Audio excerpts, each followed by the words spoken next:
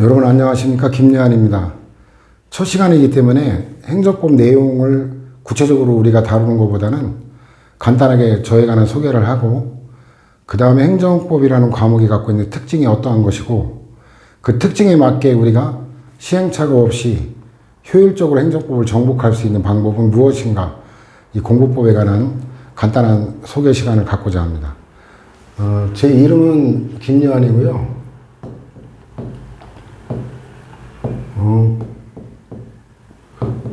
고려대학교에서 법학을 전공했고, 그 다음에 행정고등고시라고 하는데 줄여서 행정고시라고 하죠.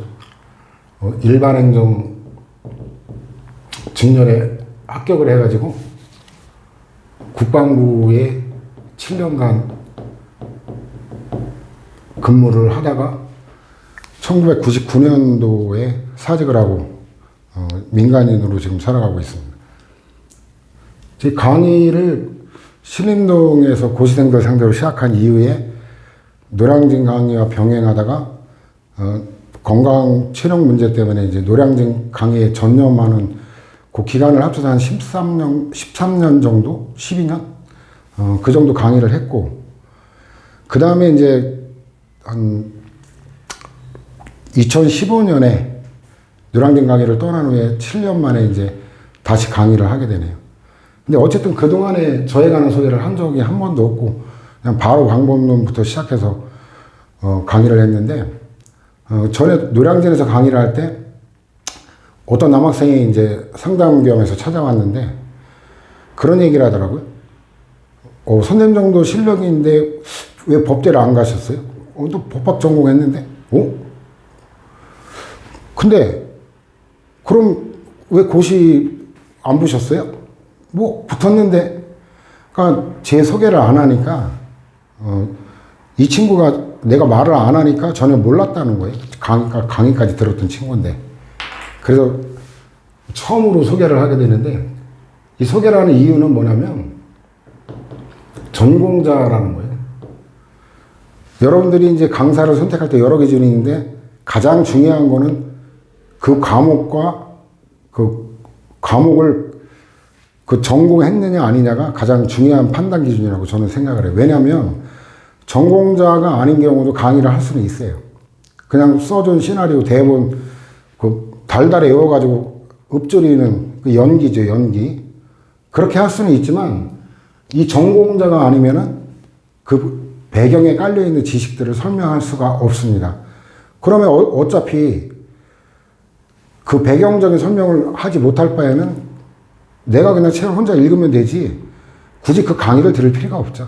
그래서 저는 이 행정법이라는 과목을 강의할 만한 전공자라는 거, 그 다음에 이제 실제 공무원으로 근무를 했기 때문에 행정법이 실무에서 어떻게 실제 사용되고 있는가, 이런 또 실무적 감각, 그런 거에 관해서 설명할 수 있는 배경을 갖고 있다. 그 정도로 제 소개를 마치고, 자, 이제 행정법이라는 과목의 특징. 그래서 행정법의 특징, 그 다음에 이제 그에 따른 대응 방법이라고 할 수 있는 공부 방법에 관해서 잠깐 설명을 하겠습니다. 자, 일단 행정법이 어렵다고 느껴지는 가장 대표적인 이유가 뭐냐면 개념의 문제예요. 개념. 뭐 그냥 쉽게 말하면 단어죠. 이 단어가 그 생소한 단어들이 많다라는 거죠. 생소한 단어들. 예를 들어 보면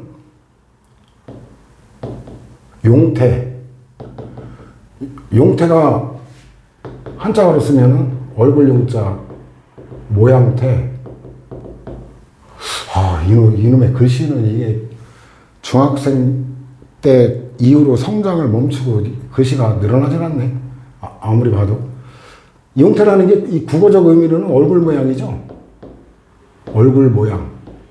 얼굴 용자에다가 모양태니까. 근데 이 법률용어는 그게 아니라 정신작용을 요소로 하는 법률 사실을 용태라고 해요. 그래서 이런 것들은 우리나라 한자 뜻하고 다른 뜻으로 쓰인다. 그럼 같은 한자지만 그 뜻이 다른 게 우리나라하고 일본의 한자가 뜻이 다른 게 많아요. 그래서 어쨌든 우리나라 한자어로 해석할 때 그 뜻이 안 나오죠? 이거는 식민잔재예요. 그래서 원래 이런 거 쓰지 말아야 되는데 쓰고 있어요. 아직까지도. 그러니까 일단 수험생은 어때요? 어쩔 수 없어요. 이런 말이 법률용어로 쓰이기 때문에 알아둬야 되겠다는 거죠. 용태라는 말. 그 다음에 이제 기속, 이런 말을 쓰는데, 기속이라는 말. 일반적으로는 이제 구속이라는 말을 많이 쓰죠. 구속. 근데 우리는 재결이나 판결, 그 효력과 관련해서 기속력이다. 그래서 굉장히 중요한 효력인데 출제가 많이 되는. 그 행정심판하고 행정소송, 거기하고 이 행정청이 하는 행정행위 효력을 구별하기 위해서 그 재결이나 판결의 효력에 관해서는 기속력이라고 그러고, 그 다음에 행정행위 효력에 관해서는 구속력이라고 해서 우리는 이 주체에 따라서, 주체나 성질에 따라서 구별하기 위해서 구속과 기속을 나눠 쓰는 거거든요. 그래서 어쨌든 기속이라는 말이 일반적으로 잘 안 쓰이는 용어인데, 그 다음에 뭐 연역이라는 말도 일반적으로 잘 안 쓰죠. 근데 역사, 이런 말을 많이 쓰죠. 연역이라는 단어, 뭐 이런 것들. 이런 것들이 이제 생소하기 때문에 어렵다라고 느껴지는 건데, 그냥 이런 건 어때요? 그냥 암기를 해주면 되는 거야, 암기. 그리고 요거 칠판에 쓰는 거 있죠? 보충 자료 다 만들어 놨어요. 그래서 제 강의 듣는 내내 뭐 쓸 일은 거의 없을 거예요. 뭐 여기도 지금 보충 자료 강의 주제에 따라서 잔뜩 만들어 놨는데, 그냥 여러분들은 쓸 필요가 없이 그냥 설명만 들으면 될 거예요. 자, 왜 암기를 해야 되느냐? 이게 이제 그 한자어 같은 경우가 한자 구성 요소가 형, 의 이렇게 되어 있는데, 이 모양이죠, 모양. 이걸 프랑스 언어학자 소시르의 그 표현에 따르면 기표라고 할 수 있죠. 기표, 표기. 그 다음에 이제 발음이 있죠.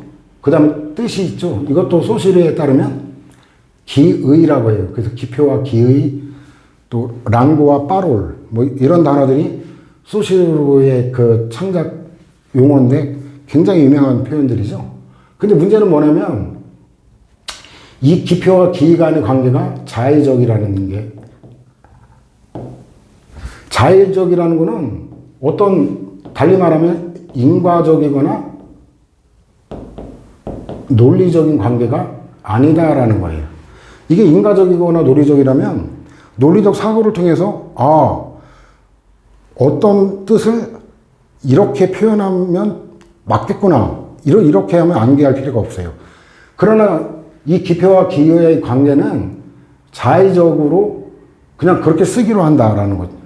그렇기 때문에 맥락이 없기 때문에 이거는 암기할 수밖에 없는 거예요. 암기할 수밖에. 자, 예를 들어 볼까요? 같은 뜻인데 우리나라에서는 사랑이라고 기표 이렇게 표기하죠. 근데 영어권에서는 뭐라고 표기합니까? 러브라고 표현해요. 그죠? 그 다음에 한자로는 의가 아니라 애지. 어이구, 씨. 오랜만에 쓰니까. 이렇게 표기하죠? 같은 내용이잖아요. 뜻은 같은데, 나라마다 사랑, 러브, 이런 식으로 표기가 다르죠. 이게 만일에 기표와 기의 관계가 같은 뜻을 전달하는 게 필연적이라면, 그러면 이 표기가 달라질 수가 없는 거죠. 같은 뜻이면 표기가 필연적 관계는 표기도 필연적으로 같은 표기로 사용해야 되는데, 이렇게 다르다는 얘기는 우리는 사랑이라고 표현하기로 우리끼리 합의를 본 거예요. 근데 영어권에서는 LOVE 이렇게 합의를 본 거고, 한자어로는 이렇게 표기하자고 합의를 본 거예요. 이 언어가 그 사회적 합의 이걸 이루지 못하면 어떤 문제가 생겨요? 사회가 구성되지 않고 의사전달이 안 되죠. 소통이 안 되면 사회가 만들어지고 유지될 수가 없죠. 그래서 그런 사회적 필요 때문에 이렇게 자의적이나마 이렇게 합의를 해서 쓰고 있는 거고, 그러기 때문에 어쩔 수 없이 우리는 암기를 해야 된다. 근데 다행인 거는 뭐냐면, 여러분들 다행인 거는 이게 이제 그 생소한 단어도 대부분이 한자거든요. 근데 한자인데 이게 줄임말이 많아요. 줄임말. 그래서 한자를 모르더라도 걱정할 거 없습니다. 이 법 공부를 하려면 먼저 한문부터, 정확히 말하면 한자죠. 한자부터 배워야 되겠다? 그럴 필요 전혀 없어요. 줄임말이 뭐냐. 예를 들어 보면 위헌, 뭘 줄임말일까요? 헌법 위반이죠. 헌법 위반. 그럼 합헌은 뻔하죠. 헌법 합치.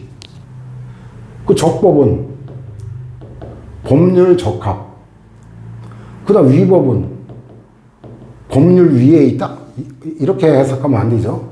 법률 위반. 이걸 위법이라고 그러죠. 그 다음에 또 뭐, 가분이다. 분리 가능. 분리가 가능하다. 이건 이제 일편의 통치행위에서 통치행위가 아닌 것들을 분리해서 법적 판단을 달리하자라는 가분행위라는 용어가 나오는데, 이런 것들 줄임말을 보충자료 3페이지에다 해놨거든요. 그래서 3페이지 보면은 뭐 가벌성, 처벌 가능이죠. 강박, 강요와 협박, 강학상 이런 말은 강요와 학문상, 개축은 건축 개량, 개폐는 개정 폐지, 경성은 경직성, 경업은 경업자 관계, 뭐 원고 적격과 관련해서 경업자, 이거는 경쟁 영업이죠. 경원하면 경쟁 출원, 경쟁적으로 신청을 했다 이거죠.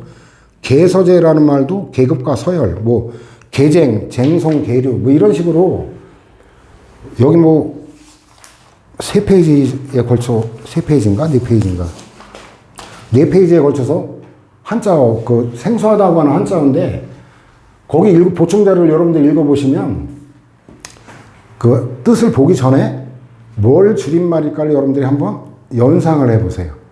연상을 하고 나서 오른쪽에 뜻을 봤는데 맞았다 그러면 외울 필요가 없는 거죠. 그죠? 이미 내가 감각을 익혔으니까. 그죠? 그래서 이 생소한 단어 암기인데 많은 것들이 줄임말로서 우리가 연상이 가능하기 때문에 다행입니다. 실제 뭐 생으로 그냥 맥락 없이 그냥 무조건 외워야 되는 단어는 많지 않아요. 그래서 그런 그 단어 때문에 여러분들이 거부감을 느껴봐야 공부하는데 오히려 도움이 안 되죠. 자, 그래서 일단은 개념이 생소한 용어들이 많다. 편견 갖지 말고 그냥 필요하면 암기를 하면 된다라는 거예요. 대부분은 암기를 안 해도 되는 것이고, 그 다음에 이제 드디어 낯익은 한자가 나왔다. 근데 어때요? 그 국어로는 동의어인데 법률 용어로는 이게 동의어가 아니라 엄밀하게 다른 개념으로 구별해 쓰는 그런 것들이 또 특징이에요. 자, 요거의 예를 들어보면 권리, 권한, 권능, 권원 이런 말들이 국어적으로는 잘 구별 안 해줘. 야, 그거 내 권리야.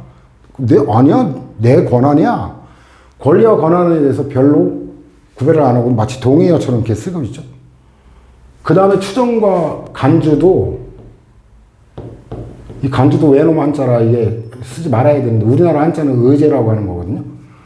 이것도 국어 일상생활에서는 명확하게 구별을 안 하죠. 근데 법률 용어는 이 두 가지는 완전히 다른 개념이죠.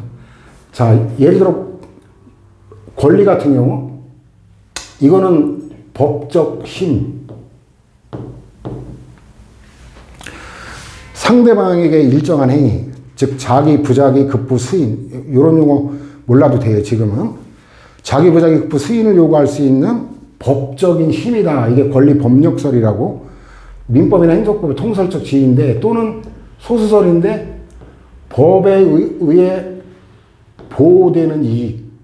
이건 이제 이익설인데 여러분들은 실제로는 이 개념 정의를 더 유용하게 쓸 거예요. 왜냐면 행정소송법 이게 이제 조를 표시하는 건데 12조 전단 두 문장으로 되는데 앞문장을 전단이라고 그래요. 뒷문장은 이제 후단이라고 이렇게 말하는. 이 전단이 원고 적격에 관한 건데 후단이 이제 협의의 소액에 관한 거고 이런 용어도 한번 볼까요? 적격이 뭘까요? 적격. 뭘 줄임말일까요? 적당한 자격 줄임말이죠. 원고가 될 수 있는 적당한 자격. 이거에 뭐라고 규정되어 있냐면 법률상 이익이라고 표현하고 있어요. 그래서 오히려 법률에는 이 소수설인 법에 의해 보호되는 이익 이런 거에 가까운 용어를 쓰고 있죠.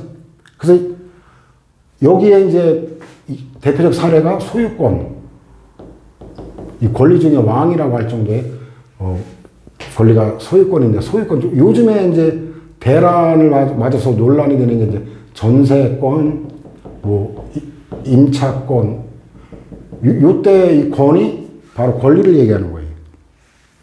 그 다음에 행정법에서 더 중요한 거는 이 권리는 권리 주체만 향유할 누릴 수 있다라는 거예요. 그건 좀 이따 설명할 건데, 권한은 뭐냐면, 제3자를 위해서 일정한 행위를 하고, 그 법적 효과가 바로 나 자신이 아니라 제3자에게 귀속시킬 수 있는 법적 지위나 자격, 이게 권한이에요. 예를 들어 보면, 대리권, 이것도 권이라고 쓰는데, 이 권의 의미는 권리가 아니라 권한이거든요.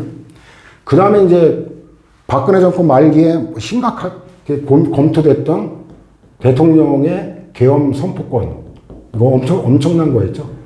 실제 계엄이 선포돼서 계엄군이 출동을 해서 만약에 살상 이게 일어났다면 어떻게 돼요?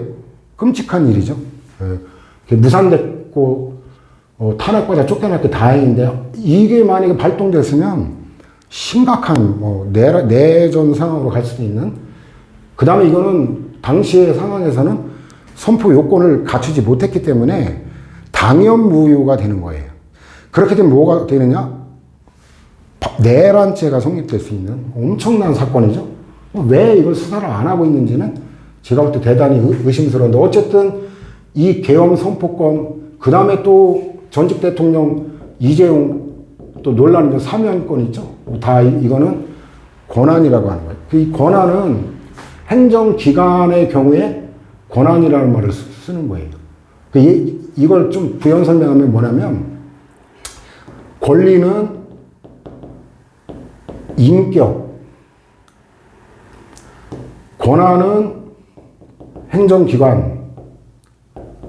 자, 이것도 또 인격이 뭐 퍼서널리티 그런 의미가 아니라 뭐 정신세계가 아주 고매한 사람, 인격자 그게 아니라 이거는 권리 주체가 될 수 있는 지위나 자격을 인격이라고 해요. 그 인격을 가진 사람을 인격자, 권리 능력자라고 하는데 이거는 이제 그 인격자만이 갖게 되는 거예요. 인격자는 달리 말하면 권리 능력자, 권리 능력자고 행정법 용어로 치면은 행정주체. 행정주체가 갖게 되는 게 바로 권리예요.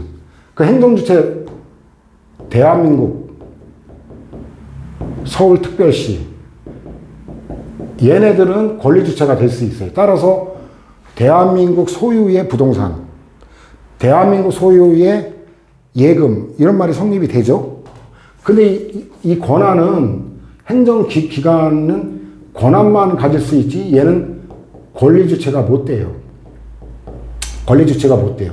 예를 들어 보면 대한민국의 국가원수 누구죠? 대통령, 서울특별시장.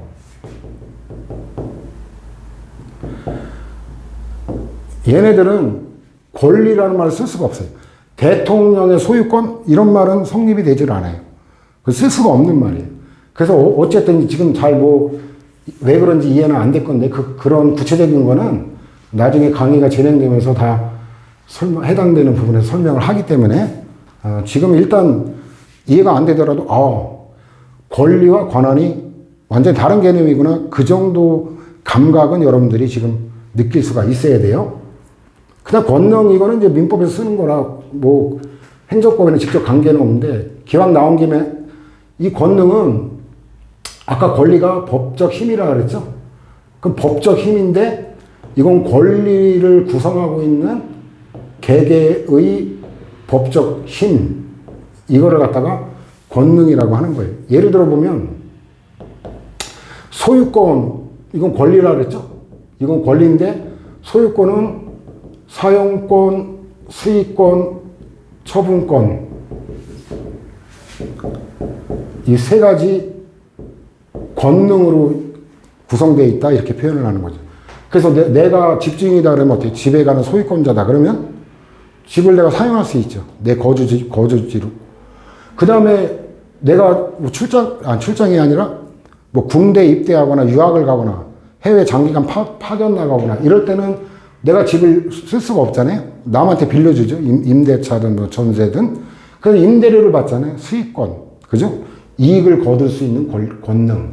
그 다음에 어때요? 내가 아예 그냥 다른 지역이나 다른 나라로 떠나간다 그럴 때는 팔아치우는 거죠. 처분권. 이게 권능이에요. 권한은 이제 권리의 원천 뭐 그런 건데 이건 뭐 행정법에서는 알 필요가 없어요. 그래서 참고로 그냥 이런 것들이 구별된다라는 그 감각만 제가 전달하고자 하는 것이고 추정이라고 하는 거는 이거는 반증에 의해 번복이 가능한 걸 추정이라고 그래요. 자, 이것도 반증 들어본 것도 같고 아닌 것도 같을 텐데 자, 우리가 좀 전에 말했죠. 한자는 줄임말이 많다. 그럼 반증은 뭘까요? 반대 증거. 반대되는 증거를 제시하면은 이걸 뒤집을 수가 있어요. 결론을. 예를 들어 이제 이게 그 동시 사망의 추정. 동일한 위난으로 사람이 죽었다 그랬을 때 누가 먼저 죽었는지가 그에 따라 이제 상속관계가 확 달라지죠.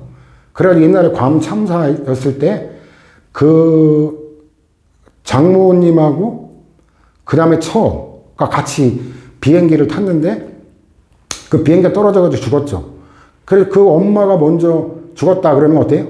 그 모든 재산을 딸이 일단 상속받죠. 근데 그 딸도 죽었기 때문에 배우자인 남편이 그 장모의 1,000억대 재산이에요. 1,000억대 재산이 이 사위한테 다 가는 거예요. 근데 만일에 딸이 먼저 죽었다. 그럼 완전 개털이죠. 딸이 먼저 죽었다 그러면 남편은 상속 몫이 하나도 없는 거죠. 그래가지고 엄청난 사건이었는데 이런 경우에 동시 사망한 거로 추정을 하는 거예요. 그럼 추정이면 뭐예요? 이 남편이 어찌 됐든 간에 장모가 딸보다 먼저 다만 몇 초라도 먼저 죽었다라는 거는 반대 증거를 제시하면 이 결론이 동시에 죽었다는 이 추정이 깨지는 거예요. 그러면 이제 그 남편이 전 재산을 다 1,000억대 전 재산을 다 상속받게 되는 것이죠. 물론 이제 그 증명이 쉬운 건 아니겠지만 근데 의제는 반증으로 번복이 안 되는 거예요. 이거는 그 판결로만 번복이 가능해요. 판결로만. 그래가지고 이제 실종 선고를 받게 되면 실종 기간이 만료된 날 사망한 거로 본다, 몸으로 본다. 이게 이제 간주, 의제 규정이라고 하는데 그러면 이걸 뒤집으려면 재판을 해가지고 통해서 판결로만 그 결론을 뒤집을 수 있어요. 그래서 어쨌든 이렇게 국어적으로는 별로 구별을 안 하고 그게 그 소리 같은데 법률 용어로는 전혀 다른 뜻으로 엄밀하게 구별하고 있다라는 거 이런 감각을 여러분들이 익히지 못하면 실력이 늘지를 않아요. 자, 그 다음에 마지막으로 개념에서 까다로운 건 뭐냐면 그 다른 의미 국어하고 완전 다른 의미를 써요. 자, 예를 들어 볼까요?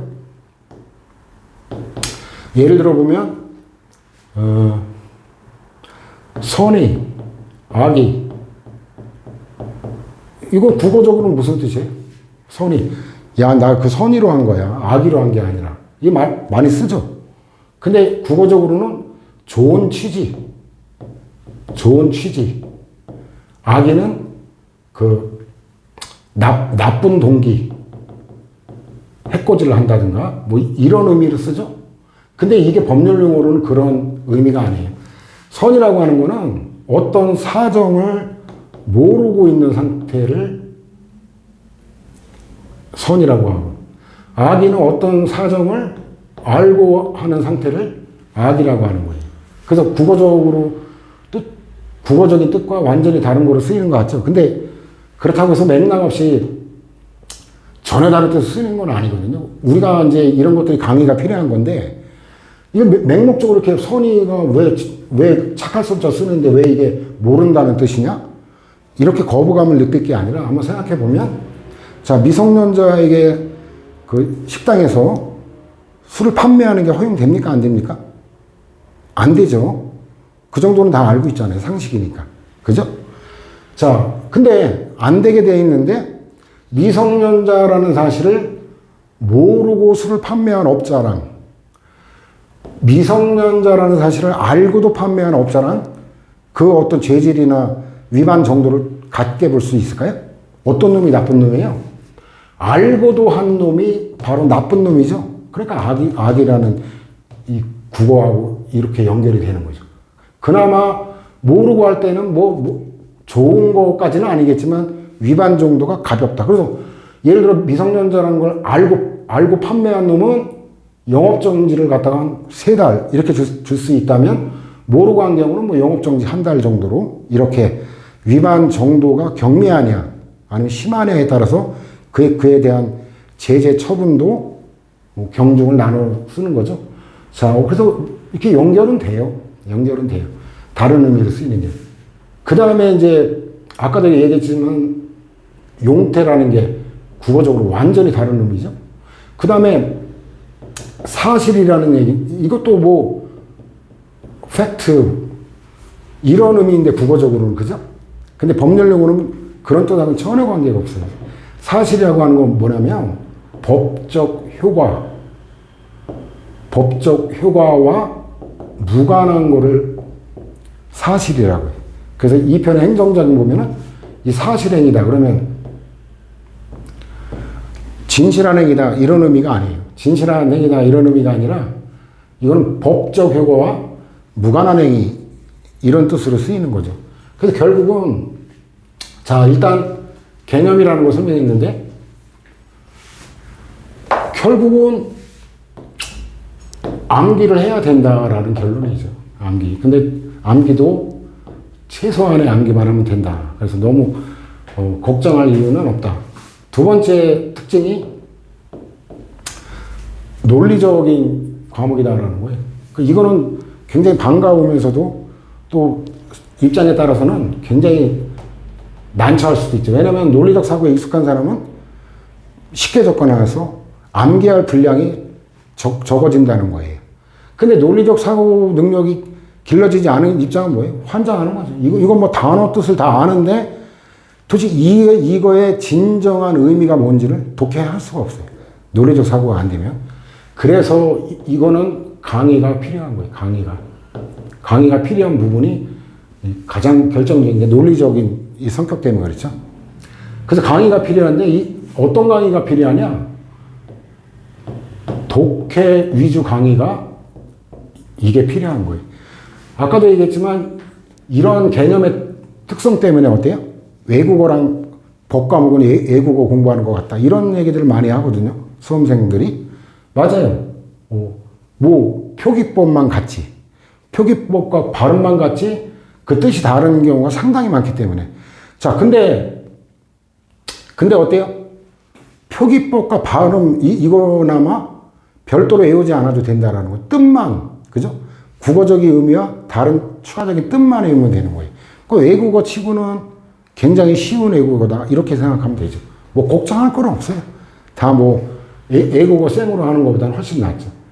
그래서 그 영어 같은 경우도 이제 어휘라는 부분, 그 다음에 문법이라는 부분, 독해라는 부분 이렇게 나눠지잖아요.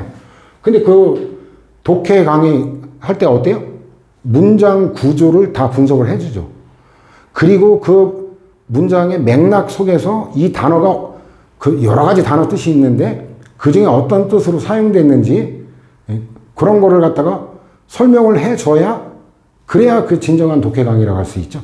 근데 문장 분석을 하나도 안 해주고 대충 칠판에 뭐 그냥 의역해가지고 그런 식으로 문장 분석 안 하고 대충 설명을 하면 어떻게 돼요? 문장을 내가 스스로 나중에 강의 듣고 나서 문장을 내가 읽어나갈 수가 없죠. 독해를 할 수가 없죠. 마찬가지예요. 이 행정법도 그 독해 위주의 강의 이게 필요한 거예요. 여러분 스스로가 책을 읽어나갈 수가 있어야 돼요. 그러기 위해서 강의를 듣는 거거든요. 그러려면 책에 있는 문장이 어떤 의미인지를 설명을 해줘야 돼요. 하나하나. 그래서 제 강의는 대표적인 독해 위주 강의거든요. 그래가지고 지금은 첫 시간이니까 이렇게 서서 떠드는데 2강부터는 대부분 앉아가지고 아마 강의가 진행될 거고 아주 가끔 일어설 거예요. 이거 이해를 위해서 뭔가 조금 설명을 요하는 그런 부분에 극히 일부만 일어서지 대부분 뭐 앉아있는 모습을 보게 될 거예요. 그리고 이와 구별되는 강의가 또 어떤 게 있냐면 밑줄 긋기 강의. 이거 해괴망측한 강의인데 이거 제가 신림동에서 고시생 상대로 그 강의할 때도 점심시간이 그 짜투리 시간을 이용해가지고 1시간 동안 내지는 30분 동안 밑줄 긋기 이거 특징이 뭐냐면 이거는 해설과 설명 이걸 하는 건데 얘네들 해설 설명을 안 하는 거예요. 몇 페이지 몇째 줄에서 몇째 줄까지 밑줄. 그러면 이제 자대고 열심히 치죠. 봐가지고 뭐 다 쳤다 그러면 또 다음 페이지 뭐 이런 식으로 해서 설명 없이 그냥 밑줄만 긋는 거예요. 아니 그래 고시에 합격하려고 하는 놈들이 지적 수준이 밑줄 긋기 강의를 돈 내고 듣고 있다. 바보들 아니에요? 그래서 제가 조언을 해줬죠. 야 멍청한 것들아 뭐 미쳤다고 시간 버리고 돈 버리고 이딴 강의를 듣고 앉았냐? 헌책방 가서 밑줄 그어진 책을 사라 이놈아. 네. 이런 강의는 들을 필요가 없죠.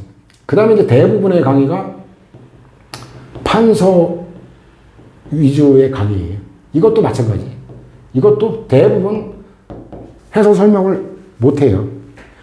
그냥 칠판에 지금 이걸 판서라고 하는 거예요. 칠판에 이렇게 쓰는 걸 판서하는데 책 갖고 강의를 하는 게 아니라 이렇게 칠판에 이렇게 쓸 수 있는 정도의 분량, 그 정도만 강의를 하는 거예요. 그럼 왜 그러냐?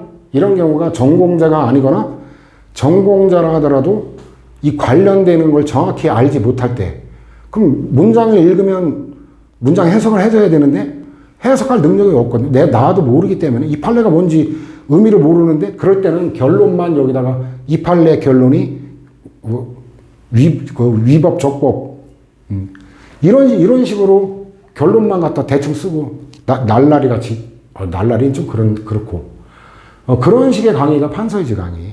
행정법이라는 이 더군다나 문장도 굉장히 복문에다가 엄청 길어요. 이걸 갖다가 판서위주 강의 이런 거 갖고는 나중에 자기가 책을 읽어나갈 수가 없고 실제 시험이 판서 위주로 판서같이 이렇게 뭐 이런 식으로 해서 가로 놓기 나오는 게 아니라 문장으로 나오거든요. 또 굉장히 길어요. 굉장히 긴 문장, 판례 문장 그걸 제한된 시간 내에 독해를 할 수 있어야 되거든요. 그래가지고 어쨌든 여러분들은 독해 위주 강의를 선택을 해야 되고 제가 독해 위주 강의를 하기 때문에 여러분들이 저와 함께 공부하면서 강의가 끝난 그 시점에 가면은 처음에야 뭐 이 단어도 생소했고 이런 거에 익숙하지 않고 그랬는데 강의가 끝날 그 시점에 되면은 여러분 스스로가 책을 읽어나갈 수 있다는 사실을 발견하고 놀랄 거예요.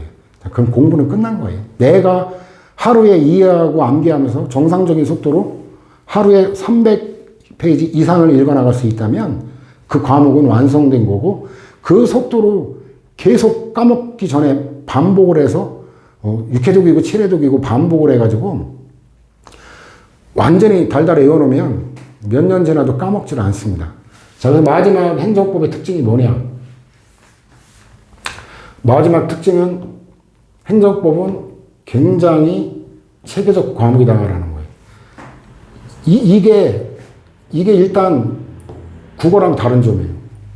국어 같은 경우는 그 장르에 따라 문학 같은 경우 비문학 뭐 이렇게 나누는데 문학 같은 경우도 시나 시조 요거하고 수필, 소설 이런 게 완전 다르죠.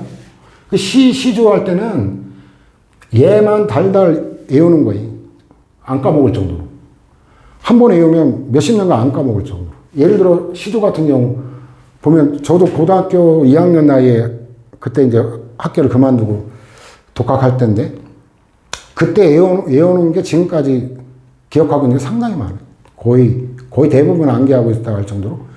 그 예를 들어 보면 충무공 이순신 장군이 그 삼도수군 통제사일 때 그때 이제 한산섬에서 지금 유명한 시조가 있죠. 한산섬 달 밝은 밤에 수루에 홀로 앉아 큰 칼, 여기 큰 칼이라고 썼죠. 김종서 장군의 시조에는 일장검, 긴 칼. 근데 이승 장군은 이제 큰 칼이라고 표현하는데, 뭐 그런 걸 괄호놓기 뭐 출제되고 그런 거는 아니었지만, 어쨌든 큰 칼 옆에 차고 깊은 시름하던 차에 어디서 일성호가는 피리술이죠. 어디서 일성호가는 남해를 끝나니. 근데 김종서 장군은 sak풍은 나무 끝에 불고 명월은 눈 속에 찬데 만리 변성의 일장검 큰 칼이 아니라 일장검 짚고 서서 긴파람 큰한 소리에 거칠 것이 없애라 이런 시조를 남겼죠. 그 다음에 뭐 사육신 하면 뭐 여러분들 잘 아는 유명한 분들이죠. 송삼문 선생, 박팽년 선생, 하위지 선생, 이계 선생, 유성원 선생, 유성원 선생은 대립이 아니라 CF, 유영원 선생하고 헷갈리면 안 되지. 유영원 선생은 호가 반계죠. 반계 수록이라는 유명한 책을 저술한, 저도 뭐 읽어보지 못했는데, 실학사상가죠. 실학사상가. 그 다음에 이제 무관으로는 유일하게 유흥부 선생이 포함되어 있는데, 이래서 사육신인데 플러스 김문기 선생, 그래서 사육신이냐 사칠신이냐 이 논쟁이 이제 국사학계에 있는데, 이 김문기 선생님도 요 사육신 선생님들 처형되는 같은 날짜가 다 다르긴 한데 비슷한 무렵에 거열형으로 같이 처형됐던 분이에요. 그래서 그 정도 거열형으로 처형이 될 정도로 굉장히 그 중요한 임무를 수행했던 거거든요. 그래서 사칠신으로 하지 못할 이유가 뭐 있는가? 김문기 선생님을 더 포함시킨다고 이 사육신 선생님들의 뭐 명예가 떨어지는 거, 그런 제로섬이 아니잖아요. 그래서 어쨌든 뭐 그렇긴 한데 이 송삼문 선생님이 그 시조가 아주 출제가 많이 됐던 게 왜 그러냐면, 중의법이라고, 이 시는 이제 비유법이 굉장히 많이 출제가 되죠. 직유법, 뭐 은유 이런 것들, 그 환유, 대유 뭐 이런 비유법들이 출제가 많이 되는데, 이 중의도 줄임말이죠. 중첩적 의미, 그죠? 한 단어가 중첩적 의미, 여러 가지 해석 여지를 남기는, 이게 바로 중의법이라고 하는 거죠. 그래서 여기 보면 그 수양산 바라보며 이제를 하나노라, 줄여 죽을진들 채미도 하나인 것과 비록의 푸세의 것인들 기니 따해 놨더니, 여기서 수양산이라는 게 이제 중의법이죠. 수양산은 중국에 있는 실제 산 이름이 수양산이 있어요. 그 한 가지 의미가 있죠. 산 이름. 그 다음에 이제 알다시피 계유정난을 통해서 왕위를 찬탈한 세조가 그 대군 일대 이름이 수양대군이죠. 그 두 가지 의미를 중첩적으로 갖고 있다 그래서 중의법으로 이제 대표적으로 출제가 많이 되는 시조죠. 뭐 이존영 선생님도 그 굉장히 서정성이 높기 때문에 또 출제가 많이 됐던 시조인데, 이화의 월백하고 은하리 삼경인제 일지충심을 자기야 알려마는 다정도 병인양하여 잠 못 들어 하노라, 이런 것들. 그 다음에 뭐 국가 축제가 많이 됐던 게 훈민정음, 해례본의 그 서문 축제가 많이 되죠. 나란 말씀이 중국에 달아 나란 말이 중국과 달라, 그죠? 문자로 서로 삼았디 아니할세, 통하지 아니할세. 이런 전차로 어린 백성이, 이게 어리석은의 의미지, 나이가 어리다는 의미가 아니지. 뜻이 완전히 다르죠? 그래서 출제가 안 될 수가 없었던 거고, 어린 백성이 니르고자 홀빼 이셔도 마침내 제 뜻을 실업하지 못할 놈이 한이라. 이것도 출제가 됐죠. 하다. 많다. 이런 의미죠. 많다. 내 이를 어여빼 녹여 28자를 맹가노니 사람으로 해요. 수빈 이겨. 쉽게 익혀. 날로 쓰매 뼈난 키 하고자 할 따람이니라. 이런 것도 다 외우지 않으면 안 되는 것들이죠. 이것도 집중적으로 외워놓으면 까먹지를 않아요. 입에서 나오기 때문에. 두시원회 같은 경우도 마찬가지지. 두시원회도 옛날 학력고사에는 출제가 많이 되는데, 두시는 이제 두보라는 시인이 쓴 시를 갖다가 이건 우리말로 풀이했다. 그게 이제 두시원회인데, 촉상하고 등고가 아주 유명한 시죠. 촉상은 이제 총나라 재상, 제갈량을 추모하는 시인데, 승상에 사당할 오대가 차자리요 금관 잿바퀴가 출제되는데, 고개 이걸 재라 그러죠. 고개 너머에 있는 잣남기도 출제가 됐죠. 남기가 나무의 고죠. 잣나무가 삼열, 이것도 한자어로 출제가 된 건데, 우거진 대로다. 그 사당의 위치가 그 잣나무가 우거진 고기다 이런 거고, 보통의 비치엔난, 보통이라는 것도 출제가 됐죠. 마당, 비치엔난, 푸른푸른, 이것도 출제가 됐죠. 표기는 같은데 의미가 달라요. 이거는 관형어로서 수식, 이거는 주어죠. 푸르른 풀, 푸른푸른 절로 봄빛이 다외에 얕고, 니풀 사지하얀 곡고리도 출제된 건데, 이건 뭐 외우기가 쉽죠. 꾀꼬리, 니풀 사지하얀 곡고리는 속절없이 뒤한 소리로다. 군사를 내어 가 이기디 못하여서 몸이 먼저 죽으니 후대 영웅을 내어 눈물이 옷기제 가닿게 하나다. 그 다음에 이제 등고는 병들고 나이가 들어가지고 답답한 마음에 그 대에 올라가지고 자신의 처지를 한탄하는, 굉장히 서정적이면서 서민적이면서 인간적인, 굉장히 가슴 시린 그런 시죠. 바람이 빠라며 하늘이 높고 납의 대바람이 슬프니, 납, 대바람 다 출제된 건데, 납은 원숭이를 얘기하죠. 원숭이 대바람, 휘파람, 연상하기 쉬우니까 원숭이의 휘파람 소리가 굉장히 슬프다라는, 이 화자, 작가의 지금 심리 상태가 어떻다? 굉장히 지금 우울하고 굉장히 지금 안 좋은 상태라는 걸 암시하고 있죠. 단적으로. 초장부터. 바람이 바람에 하나를 놓고 나베 대바람이 슬프니, 물까지 맑으며 몰개도 출제된 건데, 모래. 핸데 하얀데 새 나라도 기출이죠. 새 나라가 새로운 나라, 이게 아니라 새가 주어, 새가 나라 돌아오노다. 가더쓴 디난 나뭇잎한 소소히 나리고 다할 없는 긴 가람도 출제됐던 건데, 강의 고어죠. 가람 이병기라는 대표적인 친일 시조 시인도 있는데, 가람은 니점니저 계속 이어져 오는 거죠. 강이 니점니저 오노다. 말리의 가잘도 가을이죠. 가을. 말리의 가잘을 스러셔 향례 늘 나그네 다외윤이 백년 한 병에 나홀로 대오로라. 한 병도 아까 훈민정음 해내본 그 서문에서 봤죠? 니르고저 홀빼이셔도 마찬내 제 뜻을 실업해리 못할 놈이 한이라, 많으니라. 이거 또 백년, 오랜 기간에 많은 질병 때문에 이런 거죠. 100년. 그러니까 오랜 기간에 걸친 그 다양한 질병 때문에 답답하니까 나홀로 대오로라, 올랐다 이거죠. 갓난의 서리 같은 귀미털이 어지러움을 심히 스러워하노니, 슬퍼하니 늙고 사오나옴에 흐린 술잔을 세려 머물렀노라.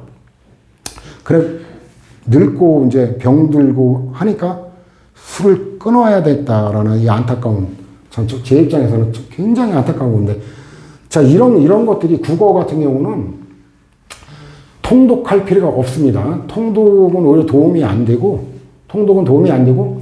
이거는 분야별로 접근하면 돼요. 분야별로 접근하면 되고, 경제학 같은 경우도 마찬가지예요. 이것도 통독할 필요가 없어요. 경제학은 크게 미시경제학, 거시경제학, 그 다음에 국제경제, 이렇게 나눠지는데, 이거는 이제 소비자 이론, 생산자 이론, 그 다음에 시장 이론. 시장이 달리 말하면 균형이라는 거고, 이 균형이 깨진 이제 독점 시장, 과점 시장, 뭐 이런 것들이 이제 다뤄지는 건데, 이것만 7회독이고 8회독이고 완전히 이해돼서 내가 그래프를 그리고 이걸 설명할 수 있을 정도까지. 그렇게 반복해서 집중적으로 공부하고 난 후에 생산자 이론에 대해서도 마찬가지로 그래프를 내가 그리고 설명할 수 있을 때까지 그 정도로 공부를 하고 그 다음에 시장으로 넘어갑니다. 그 다음에 거시 따로, 국제경제 따로. 그래서 이 법 과목 빼고는 이 체계적인 과목이 별로 없어요. 그래서 그런 과목은 굳이 통독을 하는 게 도움이 되지 않는다라는 거죠. 근데 행정법 같은 이 체계적 과목은 통독이 아니고서는 정복이 불가능하다라는 걸 여러분들은 반드시 명심을 해야 됩니다. 필기 안 하고 있죠, 여러분들? 다 보충자에 다 정리해놨어요. 자, 이렇게 해서 일단 행정법에 관한 특징, 그리고 그 특징 때문에 이건 통독을 하지 않으면 안 되겠다라는 거. 그 다음에 강의도 독해 위주의 그 설명을 해주는 강의를 들어야 된다라는 거. 그리고 이제 그 이외에 상세한 공부 방법에 관한 거는 제가 단행본으로 3본 공부법이라고 보이죠? 책장 사갔네? 좀 뻘쭘하네. 그래서 3본 공부법에 상세하게 공부 효율적인 방법을 설명을 해놨으니까 그걸 참고하기 바랍니다. 자, 1강은 여기서 마치겠습니다. 수고 많았습니다.